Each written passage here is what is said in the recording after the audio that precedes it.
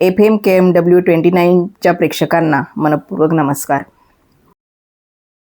भार्गवीताई, अहो बाहेर हाऊसफुलचा बोर्ड लागला आहे.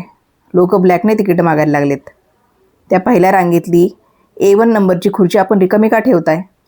एकाने तर त्या सीटसाठी 5,000 रुपये फेकले तोंडावर. रघु काका, ती खुर्ची विकायची नाही. ती माझ्या लकी चार्मची आहे.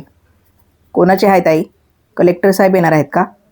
नाही हो काका, त्या खुर्चीवर माझा देव बसलाय, जो डोळ्यांना दिसत नाही पण काळजाला जाणवतोय. पुण्याचं बालगंधर्व रंगमंदिर नाटकाची 3री घंटा वाजायला काही मिनिटं बाकी होती. ग्रीन रूममध्ये प्रसिद्ध अभिनेत्री भार्गवी साठे आरशासमोर बसली होती. बाहेर प्रेक्षकांचा गोंगाट सुरू होता. भार्गवी आज महाराष्ट्रातली सर्वात मोठी नटी होती, पण तिच्या चेहऱ्यावर यशाचं तेज नसून एक जुनी खंत होती. 3री घंटा वाजली. टन टन टन. पडदा उघडला. भार्गवी स्टेजवर आली. टाळ्यांचा कडकडाट झाला, पण तिने संवाद सुरू करण्यापूर्वी नेहमीप्रमाणे स्टेजच्या अगदी कडेला येऊन पहिल्या रांगेतील त्या रिकाम्या A1 खुर्चीकडे बघून हात जोडले आणि वाकून नमस्कार केला. प्रेक्षक कुजबुजले. हिला काय वेळ लागलाय? रिकाम्या खुर्चीला का वागते? कुणालाही माहीत नव्हतं की त्या रिकाम्या खुर्चीमागे एक भयानक भूतकाळ दडला होता. भार्गवी एका खेडेगावातली. तिचे वडील आबा हे गावातले कडक शिस्तीचे मास्तर. त्यांचा शब्द म्हणजे कायदा. भार्गवीला लहानपणापासून नाटकाचं वेड होतं, पण आबांचा त्याला सक्त विरोध होता. नाचणारी करायचं आहे का तुला? आपल्या खानदानात आजवर कुणी स्टेजवर जाऊन तमाशा केला नाही. हे नाटक बिटक बंद कर, नाहीतर टांगा मोडील तुझ्या. आबांनी एकदा ताटावरून उठवत तिला झापलं होतं. पण भार्गवीचं रक्त कलाकाराचं होतं. तिने लपून छपून पुण्यातल्या एका स्पर्धेत भाग घेतला आणि तिला पहिलं बक्षीस मिळालं. ही बातमी आबांना समजली तेव्हा घरात महाभारतच घडलं होतं. आबांनी भार्गवीच्या थोबाडीत मारली आणि दरवाजा उघडून गरजले, आजपासून तुझा आणि माझा संबंध संपला. तुला ती नाचगाणी करायची आहेत ना? मग जा, पण पुन्हा या उंबऱ्याच्या आत पाऊल टाकू नकोस. माझ्यासाठी तू मेलीस. त्या रात्री भार्गवी रडत रडत घर सोडून पुण्यात आली. तिला जिद्द होती. एक दिवस मोठी नटी होऊन दाखवेन आणि आबांनाच माझ्या नाटकाला बोलवून घेईन. भार्गवी मोठी नटी झाली. तिचं नाव झालं, पण ती 10 वर्ष घरी गेली नव्हती. तिला वाटत होतं आबा अजूनही रागात असतील. एके दिवशी तिला गावावरून निरोप आला. आबा गेले. हृदयविकाराच्या झटक्याने वारले. भार्गवीला धक्का बसला. ती सगळं काम सोडून गावी गेली. घरच्या अंगणात आबांचं पार्थिव पडलं होतं. 10 वर्षापूर्वी ज्या बापाने घराबाहेर काढलं होतं, त्यांचा चेहरा बघून ती धाई मोकलून रडली. आबा, मी जिंकले हो, पण तुम्हाला हरवून काय उपयोग झाला? अंत्यविधी पार पडला. भार्गवी घरातल्या जुन्या वस्तू आवरत होती. आबांच्या खोलीत गेल्यावर तिने त्यांचं कपाट उघडलं. तिथे कपड्यांच्या खाली एक जुनी डायरी होती. एक फाईल होती. भार्गवीने ती फाईल उघडली आणि तिथे जमिनीवर कोसळली. त्या फाईलमध्ये भार्गवीच्या नाटकाच्या प्रत्येक बातमीचे पेपर कटिंग्ज होते. तिने काय बक्षीस मिळवलं, तिचा कोणता फोटो पेपरमध्ये आला, हे सगळं आबांनी कात्रण करून जपून ठेवलं होतं. आणि डायरीच्या शेवटी पानांवर आबांनी थरथरत्या हाताने लिहिलं होतं, माझी भार्गवी, माझी लेक. लोक म्हणतात ती खूप मोठी नटी झाली आहे. मला लय अभिमान वाटतो ग तुझा. त्या रात्री तुला घराबाहेर काढलं, कारण मला भीती वाटत होती की या क्षेत्रात लोक तुला त्रास देतील, पण तू वाघीण निघालीस. पोरी, आज तुझं पुण्याला बालगंधर्वचं पहिलं नाटक आहे. मला यायचं आहे ग तुला बघायला.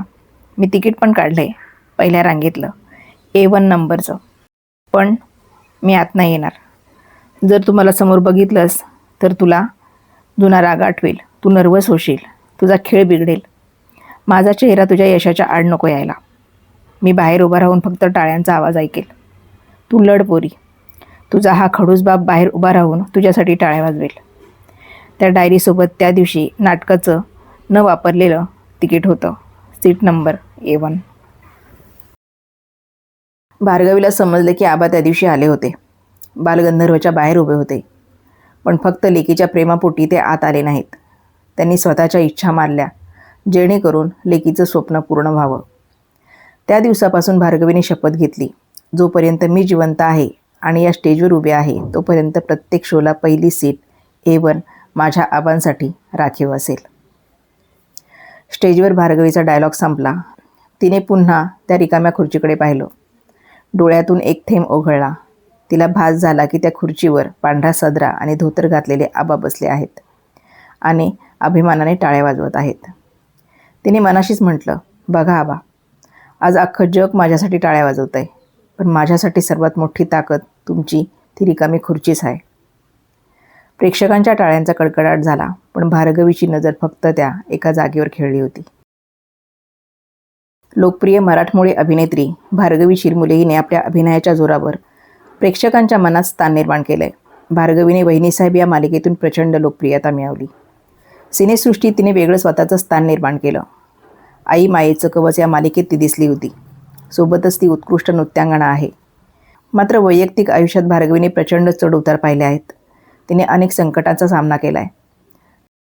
भार्गवीने तिच्या आयुष्यातील त्या क्षणांबद्दल सांगितलं.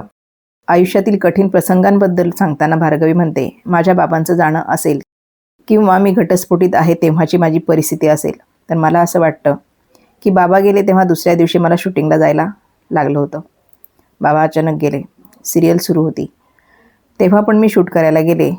मी एक सिंगल वुमन आहे. तेही मला मागे वळून बघताना असं वाटतं की ठीक आहे यार, मी सिंगल आहे तर काय झालं, मी खुश आहे. माझ्या आजूबाजूचे सगळे खुश आहेत, आनंदी आहेत. कुठलाही मी त्रास दिला नाही कोणाला. झालं ते झालं आयुष्यात. मी सगळं मागे सोडून पुढे निघून गेले. मी जशी आहे तशी मला आवडते. मला हवं ते छान काम करते. मला हवं तसं मी काम करते. मला वाटतं प्रत्येकालाच तो आनंद मिळत नाही. त्यामुळे मी जशी आहे तशी आनंदी आहे. पुढे भार्गवी म्हणते, आता मागे वळून पाहताना असं वाटतं की एवढा मोठा समुद्र पार केला आहे ना, आता कशाचीच भीती वाटत नाही, काहीच वाटत नाही. भार्गवी म्हणते, सिनेसृष्टी दुरून जेवढी ग्लॅमरस दिसते तेवढीच तिची दुसरी बाजू प्रत्यक्षात मात्र अंधारलेली आहे. याची अनेक उदाहरणं आहेत. आजवर मी पाहिली आहेत. अनेक कलाकारांनी देखील याबाबत सांगितलं आहे. इंडस्ट्रीतील काही वाईट गोष्टींपैकी एक ग्रुपिझम. बॉलिवूडमधल्या ग्रुपिझमवर बऱ्याचदा चर्चा झाली आहे.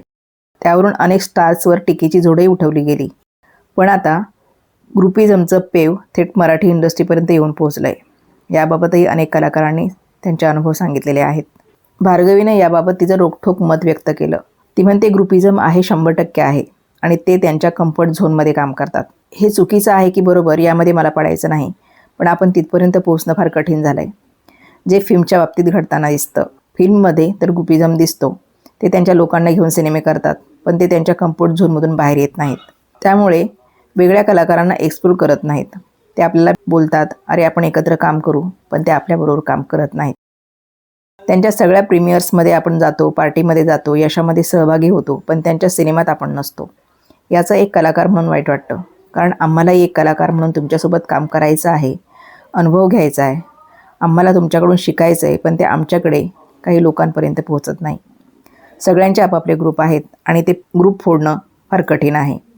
त्यांच्या प्रत्येक ग्रुपमध्ये असे कलाकार आहेत जे वेगवेगळ्या पद्धतीची कामं करू शकतात. त्यांनी त्यांचं एक वेगळं विश्व निर्माण केलं आहे आणि आपण कितीही मेहनत घेतली तरी त्यांच्यापर्यंत पोहोचत नाही. हे दुर्दैव आहे. माझ्यासारखे अनेक कलाकार आहेत जे सध्या या गोष्टींचा सामना करत आहेत. एकतर ते आम्हाला कलाकार मानत नाही असं मला वाटायला लागलं आहे, किंवा आपल्याबरोबर काम करून त्यांना काही फायदा होणार नाही असं असावं, असं भार्गवी म्हणते. भार्गवीने रंगभूमीवर अनेक नाटकं केली. त्यासोबत अनेक गाजलेल्या मालिकांमध्येही महत्त्वाच्या भूमिका साकारल्या. वहिनीसाहेब, भाग्याची ही माहेरची साडी, फूबाई फू, जागो मोहन प्यारे, स्वराज्य जननी जिजामाता, मोलकरीणबाई, आई मायेचं कवच यासारख्या अनेक मालिकांमध्ये ती दिसली आहे. भार्गवीला पुढील वाटचालीस असंख्य शुभेच्छा.